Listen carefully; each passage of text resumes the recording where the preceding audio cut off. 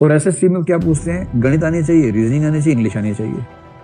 और वो गणित, रीजनिंग, इंग्लिश में इतने इतने हाई लेवल के लोग होते हैं, जो लोग आईआरएस बन के जाते हैं ना इंडियन रेवेन्यू सर्विस में, उनके जो जूनियर्स होते हैं असिस्टेंट, वो आते हैं एसएससी से। ठीक है, एसएससी जानते हैं ना। और एसएससी में क्या पूछते हैं, गणित आनी चाहिए, रीजनिंग आनी चाहिए, इंग्लिश आनी चाहिए।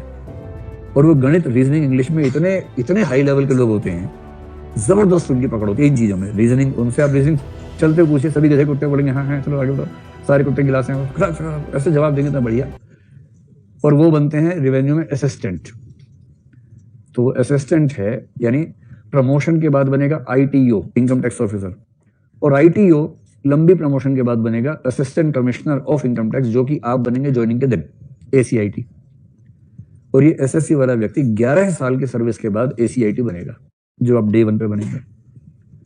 असली बताओ सुनो, कई ऐसे असिस्टेंट कमिश्नर इनकम टैक्स होते हैं, आईआरएस बन गए, अकाउंटिंग आज तक सीखी नहीं है, क्योंकि स्कूल में नहीं पढ़े, अकाउंट्स आर्ट्स पढ़े हुए थे, मैथ्स आता नहीं है, सी सेट में रीजनिंग और कॉम्प्रिहेंशन से काम चल गया था, क्वालिफाई कर लिया था।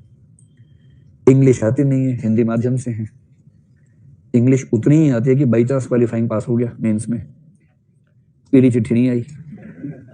ठीक, ये बहुत रेयर कॉम्बिनेशन है, ऐसा कॉम्बिनेशन बहुत सारे लोगों में होता है, बहुत लोगों में है। और इंटरव्यू ठीक से हुआ, सीधे आईआरएस में लैंड किया, ट्रेनिंग हुई आईआरएस की, ट्रेनिंग में आते हैं सीए, इनकम टैक्स एक्ट सिखाते हैं, और इस आदमी का दिमाग का धुआं हो जाता है इनकम टैक्स एक्ट समझ के। इनकम टैक्स कैलकुलेशन सिखा रहे हैं, कॉर्पोरेट टैक्स कैलकुलेशन सिखा रहे हैं, उसको लग रहा है कि अरे यार औरंगजेब कहाँ चला गया। हमें तो उसमें मजा आता था, ये क्या क्या सिखा रहे हैं हमें और ये क्यों सिखा रहे हैं।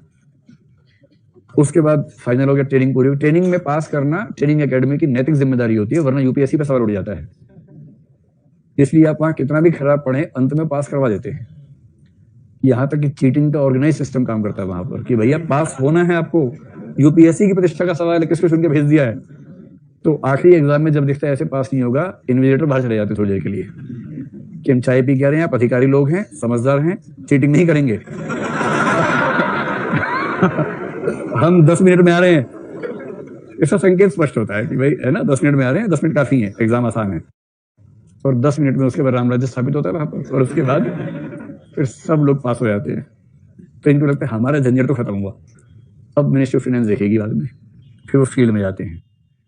अब एक जिला या एक छोटा जिला उसके हाथ में, असिस्टेंट कमिश्नर इनकम टैक्स, उससे बस 3 असिस्टेंट हैं, एक आईटीओ है। दावे से कह रहा हूं कि 90% केसेस में असिस्टेंट्स को लगता है कि ये आदमी बना कैसे आईआरएस। 90% केसेस में ऐसी स्थिति होती है। मतलब आईआरएस ऐसे भी आईआईटी वाला था और आईएएस एग्जाम दिया, आईआरएस हो गया। जब वो बन गया था तो ऐसे होता है, प्रभु आप आएंगे आईआरएस बन गया, तब तो प्रभु वाले मूड में रहते हैं। कोई ह्यूमैनिटीज वाला, हिंदी माध्यम वाला पहुंच जाए वहां, जिसको मैथ के नाम से भूत आता हो जिसको, फिर देखिए असिस्टेंट्स को धीरे धीरे क्या होता है, काम सारे असिस्टेंट करते हैं। कोई काम है सर बोलते हैं अरे भाई तो सब देख लो क्या है ये, कुछ इंग्लिश में लिखा, आप देखो क्या लिखा है, इसका टैक्स कैलकुलेट करना जरा, कैसे करते हो कैलकुलेट तुम लोग यार, कैसे करते हो। इसको लगता है कि हम तो जैसे करते हैं, भाई तू आया कैसे यहाँ पर, तू यहाँ पहुंचे कैसे, ये हालत हो जाती है। और उसके बाद जब केस की सुनवाई, ये भाई सब जज भी तो हैं। असिस्टेंट कमिश्नर होने का मतलब है कि आप जज हैं। जज का मतलब इनकम टैक्स या जीएसटी के मामलों में आप जिस भी सर्विस में हैं, उसके केसेस आपके पास आएंगे। किसी पे आपने भेजा, एक पत्र भेजा कि आपका टैक्स ठीक नहीं लग रहा हमें, तो डिस्कशन करनी होगी, केस कर दिया, वो आदमी आया, उसे वकील भेजा अपना, वो वकील एलएलबी प्लस सीए है। आमतौर पे टैक्सेशन के वकील सीए प्लस एलएलबी होते हैं। वो वकील है, वो पिछले 10, 20, 25 साल से इनकम टैक्स के केसेस देख रहा है।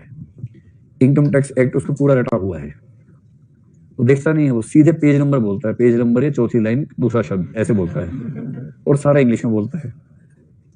सामने जज साहब बैठे हैं, जज साहब ने ना इनकम टैक्स एक्ट ठीक से पढ़ा, क्योंकि एकेडमी में वो बाकी कामों में व्यस्त थे,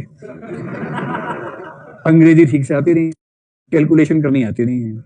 कोई बोल दे 3000 का 20% है तो 5 मिनट रुको यार, 3000 3 0 गुणा 20/100, 2 0 यहां से कटी, 30 गुणा 20 600, 2-2.5 मिनट के बाद बोले हाँ 600, आगे बताओ।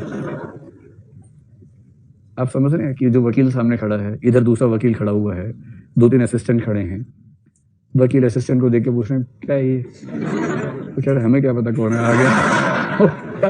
क्या करेगा? अगर आप चाहते हैं कि आप IAS बन के ऐसी छवि लेके जिए, तो ऐसी जिंदगी जीने से अच्छा भी मर जाए। ये जीना भी कोई जीना लल्लू, जीवन तो थोड़ा सुंदर होना चाहिए ना। इसलिए भाई ठीक से समझिए इस बात को, इन चीजों को तरह गौण मत मानिए, इन स्किल्स को ठीक से इंप्रूव करें। खैर